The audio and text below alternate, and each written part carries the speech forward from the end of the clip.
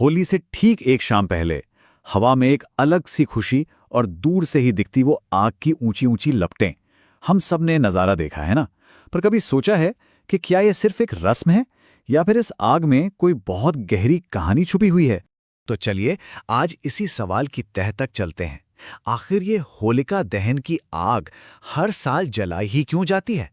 क्या ये सिर्फ एक पुरानी परंपरा है या फिर इसका कोई गहरा आध्यात्मिक मतलब भी है? देखिए, इस सवाल का जवाब ना एक बहुत ही पुरानी और जबरदस्त कहानी में छुपा है। ये कहानी है घमंड और सच्ची भक्ति के बीच की एक जबरदस्त टक्कर की। कहानी की पूरी लड़ाई ना यहीं से शुरू होती है। एक तरफ है हिरण्यकश्यप, एक ऐसा असुर राजा जिसे अपनी ताकत का इतना घमंड था कि वो खुद को ही भगवान समझने लगा था।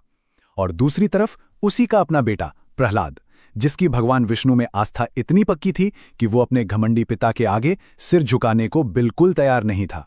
अब सवाल ये उठता है कि हिरण्यकश्यप में इतना अहंकार, इतनी अकड़ आई कहां से?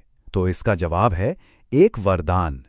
एक ऐसा वरदान जिसने उसे ये यकीन दिला दिया था कि वो लगभग अमर है, उसे कोई भी किसी भी हालत में मार ही नहीं सकता। और सुनिए, ये कोई मामूली वरदान नहीं था।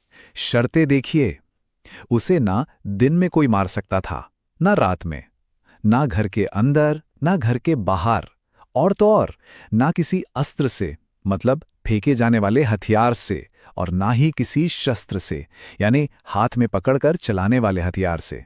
बस इन्हीं शर्तों ने उसके अहंकार को 7वें आसमान पर पहुंचा दिया था।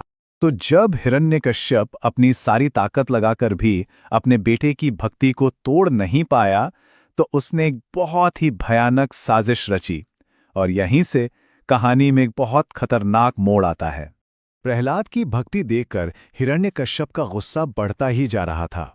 उसने अपने बेटे को मारने की न जाने कितनी ही कोशिशें कीं, पर हर बार भगवान की कृपा से प्रहलाद का बाल भी बाका नहीं हुआ, और इससे राजा की हताशा और भी ज्यादा बढ़ गई। और तब कहानी में एंट्री होती है हिरण्यकश्यप की बहन होलिका की। होलिका के पास एक वरदान था कि आग उसे जला नहीं सकती। बस इसी वरदान का इस्तेमाल करके एक खतरनाक प्लान बनाया गया।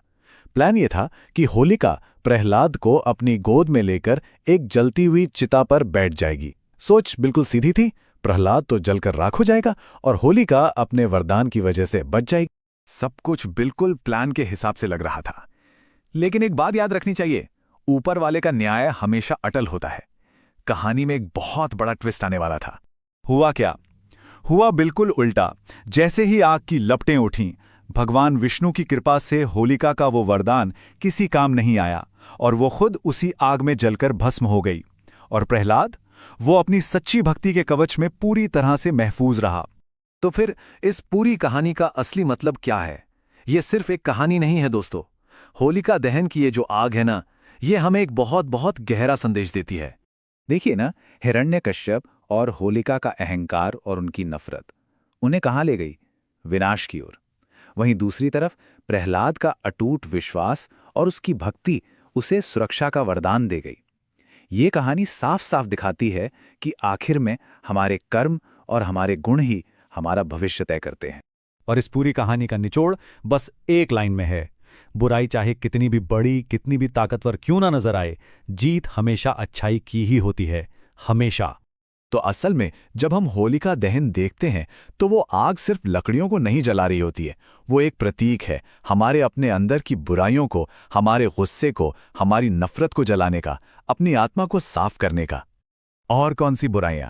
अरे वही हमारा अहंकार, हमारा गुस्सा, दूसरों से जलने की आदत, नफरत। ये सारी वो चीजें हैं जिन्हें हमें अपने अंदर से निकालना है। होलिका दहन का त्योहार हमें हर साल यही याद दिलाता है कि इन बुरी आदतों को छोड़ने का पक्का इरादा करें।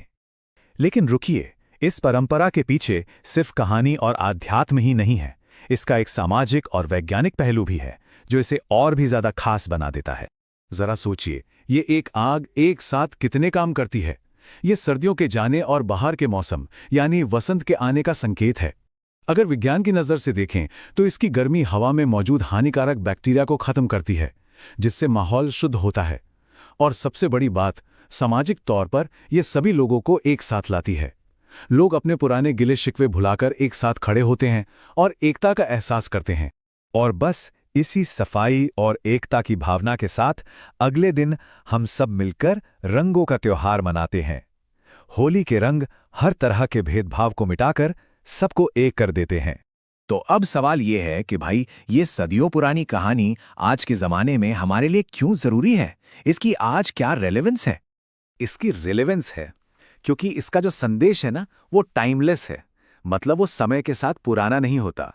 बुराई पर अच्छाई की जीत की ये कहानी आज भी उतनी ही सच्ची और जरूरी है जितनी ये सदियों पहले थी। आज की दुनिया को देखिए, जहां अहंकार, नफरत और स्वार्थ बढ़ता ही जा रहा है। ऐसे में होलिका दहन की ये कहानी हमें एक बहुत जरूरी बात याद दिलाती है। जिस तरह प्रहलाद का अटूट विश्वास उसे आग की परीक्षा से भी सही सलामत बाहर ले आया, ठीक उसी तरह सच्चाई और विश्वास का रास्ता हमें जिंदगी की किसी भी मुश्किल से पार लगा सकता है।